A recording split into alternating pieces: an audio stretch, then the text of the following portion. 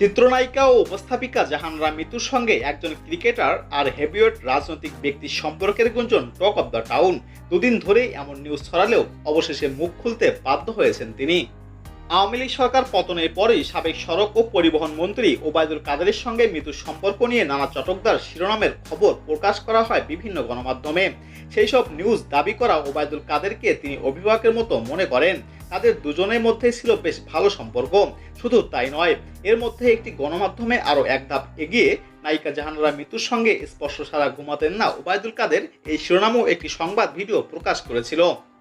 তবে ওবায়দুল কাদেরের সঙ্গে তার নিউজের তোপ একটু থিতু হতেই আবারও নতুন গুঞ্জনের মোড় নিয়েছে। সকালে এই নায়িকাকে কেন্দ্র করে সামাজিক যোগাযোগ মাধ্যমে নতুন একটি খবর ঘুরপাক খাচ্ছে। সেখানে দাবি করা হচ্ছে বাংলাদেশ জাতীয় দলে দুই ক্রিকেটারের সঙ্গে সম্পর্ক রয়েছে মিতুর। তাদের একজন অধিনায়ক নাজমুল হোসেন শান্ত এবং অপরজন তহিদ হৃদয়। অভিনেত্রীর সঙ্গে দুজনের মাঝে নাকি দ্বন্দ্বেরও সৃষ্টি হয়েছে। ক্রিকেটারদের সঙ্গে সম্পর্কের গুঞ্জনে মিতু বলেন, আমার ক্যারিয়ারের শুরুটা কিন্তু ক্রিকেট উপস্থাপনা দিয়ে। সেদিক থেকে অনেক ক্রিকেটারের সঙ্গে পরিচয় রয়েছে, তাই বলে তাদের সঙ্গে প্রেমের সম্পর্ক থাকবে এমন কিছু নয়। তহিদ হৃদয় আর শান্ত প্রসঙ্গে তিনি বলেন, তহিদ হৃদয় আমার ফেসবুক ফ্রেন্ড, ছোট ভাইয়ের মতো। আমাদের পরিচয় আছে, তাই বলে প্রেম বা সম্পর্ক এমন কিছুই নেই। প্রেম করতে হলে আগে তেমন কিছু ভাবতে হবে। আমি তো কখনো হৃদয়কে নিয়ে সেটা ভাবতেই পারিনি।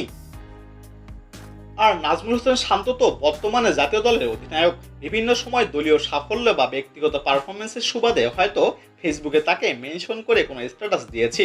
এর মানে এই নয় আমাদের মাঝে কোনো প্রেমের সম্পর্ক রয়েছে। জাহানারা মিতু চলচ্চিত্র অভিনেত্রী এবং উপস্থাপিকা। তিনি মিস ওয়ার্ল্ড বাংলাদেশ 2017 সুন্দরী প্রতিযোগিতার মাধ্যমে কর্মজীবন শুরু করেন। 2019 সালে আগুন চলচ্চিত্রের মাধ্যমে তার অভিষেক ঘটে। তার প্রথম মুক্তিপ্রাপ্ত সিনেমা জয় বাংলা 2022 সালে মুক্তি পায়।